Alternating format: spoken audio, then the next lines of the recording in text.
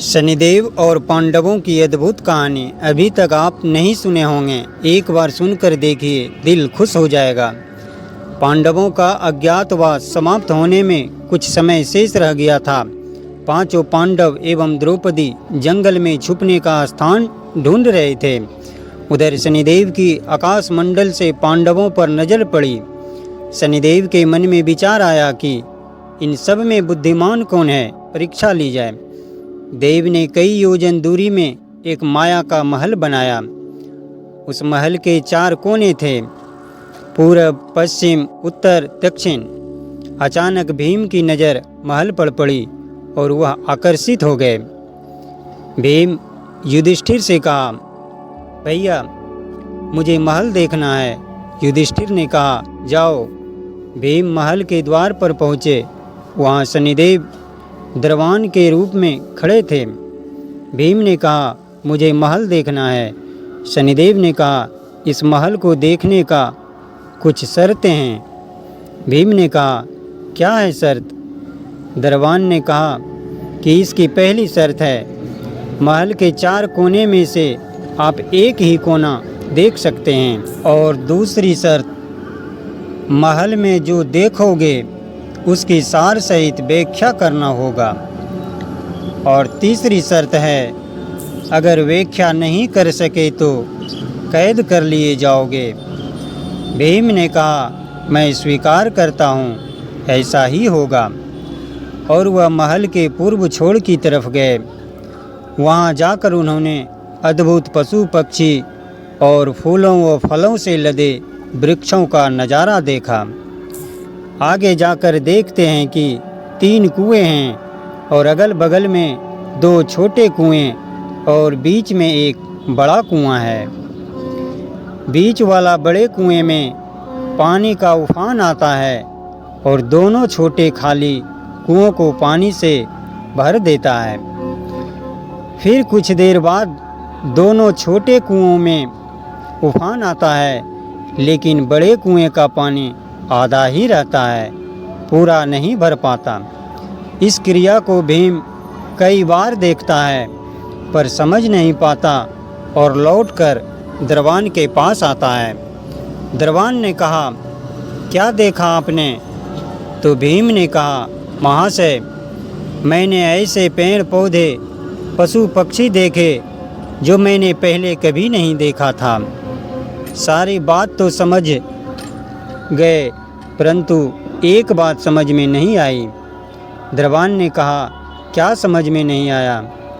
तो भीम कहते हैं कि एक बड़ा कुआं की उफान से 2 छोटे कुएं पानी से भर जाते हैं, परंतु 2 छोटे कुएं की उफान से एक बड़ा कुआं क्यों नहीं भर पाता, यही समझ में नहीं आया।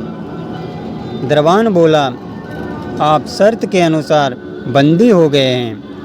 और भीम को बंदी घर में बैठा दिया गया। कुछ देर बाद अर्जुन आया और बोला, मुझे महल देखना है। दरवान ने शर्त बता दी और अर्जुन पश्चिम वाले छोर की तरफ चले गए। आगे जाकर अर्जुन क्या देखते हैं, एक खेत में 2 फसल उग रही थी। एक तरफ बाजरे की फसल और दूसरी तरफ मक्का की फसल। बाजरे के पौधे से मक्का निकल रही थी तथा मक्का के पौधे से बाजरे निकल रही थी। अर्जुन को ये सब अजीब लगा, परंतु कुछ समझ नहीं आया और वापस द्वार पर आ गया।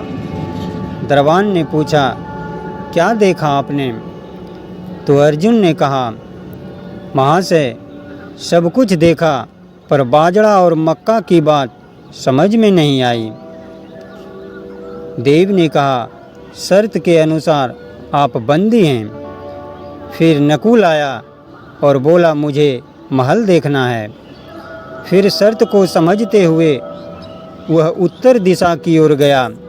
वहाँ उसने देखा कि बहुत सारी सफ़ेद गायें जब उनको भूख लगती है तो अपनी छोटी बच्चियों का दूध पीती है। यह दृश्य देख उसे कुछ समझ नहीं आया और लौटकर द्वार पर आ गए। और दरबान ने पूछा, आपने क्या देखा? तो नकुल बोला, महाशय, गाय बछियों का दूध पीती है, यह दृश्य समझ में नहीं आया। तब शर्त के अनुसार उसे भी बंदी बना लिया गया। फिर सहदेव आया और बोला, मुझे महल देखना है, और वह भी शर्त को मानकर वह दक्षिण दिशा की तरफ अंतिम कोना देखने के लिए गया। सहदेव क्या देखता है, वहाँ पर एक सोने की बड़ी शिला एक चांदी के सिक्के पर टिकी हुई डगमग डोले पर गिरे नहीं, छूने पर भी वैसे ही रहती है, और इसे भी कुछ समझ नहीं आया। वह वापस द्वार पर आ गया और बोला, सोने की शिला की बात समझ में नहीं आई। तब वह भी शर्त के अनुसार बंदी हो गया। चारों भाई बहुत देर से नहीं आए, तब युधिष्ठिर को चिंता हुई, और वह भी द्रौपदी सहित महल में आ गए और अपने भाइयों के बारे में पूछा। तब दरबान ने बताया कि वह सब शर्त के अनुसार बंदी है। युधिष्ठिर ने कहा कि मेरे चारों भाई को मेरे पास बुलाया जाए, हम सब का उत्तर देंगे। फिर सबको बुलाया गया और युधिष्ठिर भीम से कहा, भीम, तुमने क्या देखा? भीम ने कुएं के बारे में बताया। तब युधिष्ठिर ने कहा, यह कलयुग में होने वाला है। एक माँ बाप दो बेटों का पेट तो भर देगा, परंतु दो बेटे मिलकर एक माँ बाप का पेट नहीं भर पाएंगे। फिर भीम को छोड़ दिया। फिर युधिष्ठिर अर्जुन से पूछा, तुमने क्या देखा? तो अर्जुन ने फसल के बारे में बताया। फिर युधिष्ठिर ने कहा, यह भी कलयुग में होने वाला है। वंश परिवर्तन अर्थात ब्राह्मण के घर बनियों की लड़की और बनियों के घर शूद्र की लड़की ब्याही जाएगी। इस प्रकार अर्जुन भी छूट गया। फिर युधिष्ठिर नकुल से पूछा, तुमने क्या देखा? तब नकुल ने गाय का वृतांत बताया। तब युधिष्ठिर ने कहा, कलयुग में माताएं अपनी बेटियों के घर में पलेगी, बेटी का दाना खाएगी और बेटे सेवा नहीं करेंगे। इस प्रकार नकुल भी छूट गया। फिर युधिष्ठिर सहदेव से पूछा, तुमने क्या देखा? सहदेव ने सोने की शिला का वृतांत बताया। तब युधिष्ठिर बोले, कलयुग में पाप धर्म को दबाता रहेगा, परंतु धर्म फिर भी जिंदा रहेगा, खत्म नहीं होगा।